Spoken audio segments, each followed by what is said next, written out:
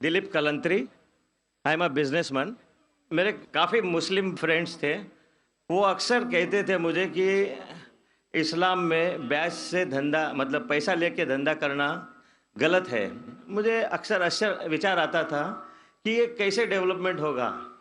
लेकिन आज का प्रेजेंट सिनेरियो पूरे दुनिया का देखते हुए एक मानना पड़ रहा है कि जिसने अपना घर गिरवी रख के कर्ज लिया और प्रॉफिट जिसमें मिलता है उस शेयर बाजार में लगाया, उनका घर भी तबाह हो गया। ये जो साइंस आज आपने बताया कि इस्लाम एक साइंस है, जैसे साइंस के ऊपर भी काम करता है, तो ये जो बात उन्होंने आज के 1400 साल पहले अगर कही होगी कि ब्याज से ब्याज लेना गलत है, हराम है, उसके पीछे इसकी क्या फिलॉसफी थी, ये मैं जानना चाहूँगा सर। भाई साहब ने बहुत अच्छा सवाल पूछा कि इस्लाम में उनके बहुत से दोस्त मुसलमान दोस्त कहते हैं कि ब्याज लेना हराम है। वो ये नहीं जानते थे क्यों हराम है, लेकिन अभी पता चला कि जो दुनिया की हालत है इकोनॉमिक मेल्टडाउन में, वो जानना चाहते हैं क्यों ये हराम है। और कुरान मजीद में कम से कम 8 जगह लिखा है ब्याज के बारे में। तो ब्याज लफ्ज़ है अरबी में रिबा, सूरह निसा में, सूरह इमरान में, और कहा गया है सूरह बकरा में सूरह नंबर 2 आयत नंबर 278 और 279 में कि आप ब्याज से दूर हो, और जो कोई ब्याज से दूर नहीं होगा अल्लाह और अल्लाह के रसूल उन पर ऐलान जंग करेंगे। ब्याज इतनी बुरी बात है, गुनाह कबीरा है, और गुनाह कबीरा में इमाम अदहबी ने उसे 11वें नंबर पे रखा। 70 गुनाह कबीरा में 11वें नंबर पे रखा। भाई साहब पूछे क्यों बुरा है? क्योंकि ब्याज से अमीर आदमी और अमीर होता है, गरीब आदमी और गरीब बनता है। अमीर आदमी और अमीर होता है, गरीब आदमी और गरीब बनता है। आमतौर पे आप जब लोन देने जाएंगे तो गरीब आदमी को लोन कहाँ मिलता है, और अमीर आदमी बताएगा मेरे पास ये मेरे पास वो है, तो उसको लोन मिलता है।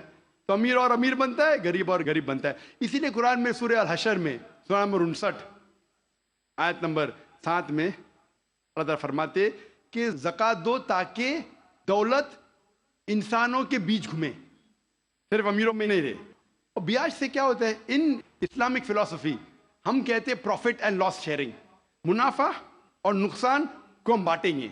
मुनाफा और नुकसान बांटने से पूरी इकोनॉमी तरक्की करती है। और ब्याज से आप बैंक में ब्याज लेते हैं, मुनाफा या नुकसान 8%, 10%, 12% आपको देना ही देना, नुकसान या मुनाफा।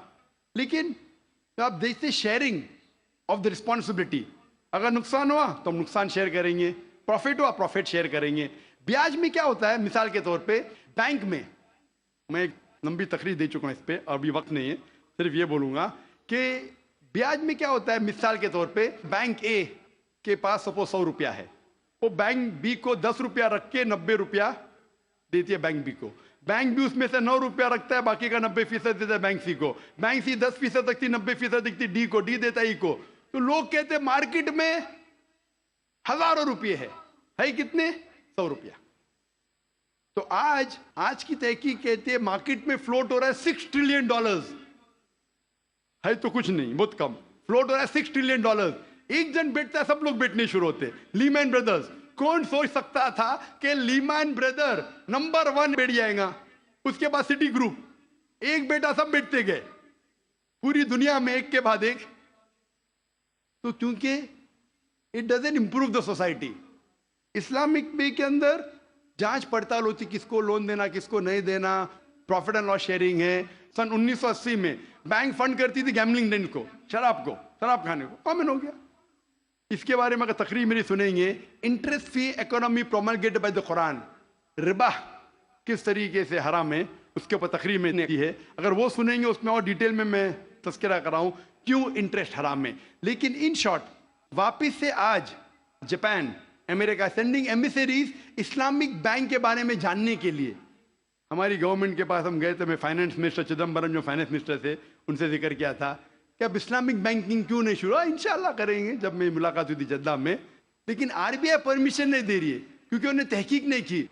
इंग्लैंड दे चुकी है, कई ममालिक दे चुके हैं। इंडिया भी अगर इस्लामिक बैंक को जिसमें प्रॉफिट एंड लॉस शेयरिंग है अगर उसकी इजाजत दी तो इंशाल्लाह इंडियन इकोनॉमी भी बढ़ेगी इंशाल्लाह। Hope that answers the question. Krishna Gopal Singh, पत्रकार।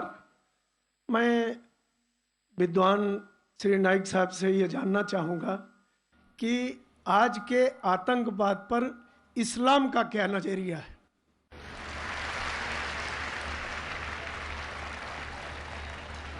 भाई साहब ने सवाल किया है कि आज के आतंकवाद पर इस्लाम का क्या नज़रिया है, और मैंने एक तकरीर की है अंग्रेजी में भी, इज टेररिज्म मुस्लिम मोनोपोली, और पूना में भी उर्दू में, हिंदी में, क्या आतंकवाद मुसलमान की विरासत है। कि अक्सर लोग समझते हैं आतंकवाद मतलब मुसलमान होना ज़रूरी है, और एक कहावत थी कि हर मुसलमान आतंकवादी नहीं, लेकिन हर आतंकवाद मुसलमान। तो इस जुमले के वजह से मैं तकरीर की थी, वक्त की किल्लत है अभी, लेकिन आपने कहा कि आतंकवाद पर इस्लाम का क्या नज़रिया है।